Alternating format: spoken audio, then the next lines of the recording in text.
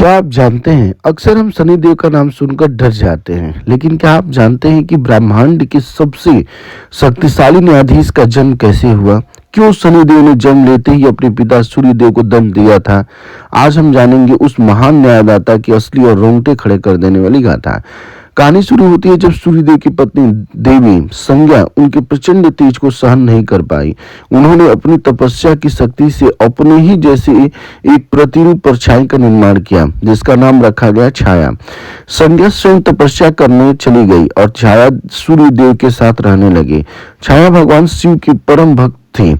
जब शनिदेव उनके गर्भ में थे, तब माता छाया ने कड़ी धूप और प्रचंड गर्मी में शिव को कठोर तपस्या की।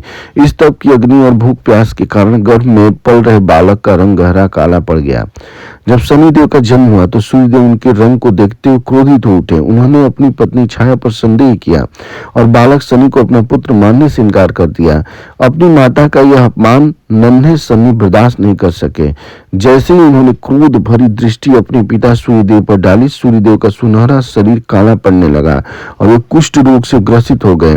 पूरे ब्रह्मांड में अंधकार छा गया और सूर्य के रथ के घोड़े जड़ हो गए।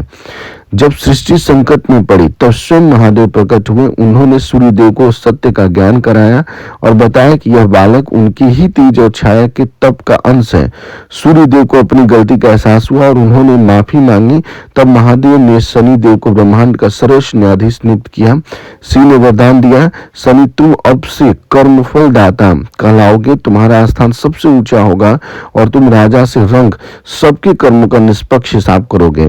तो याद रखिए, शनिदेव क्रूर नहीं बल्कि निष्पक्ष है। वे हमें सिखाते हैं कि हमारे कर्म ही हमारा भाग्य तय करते हैं।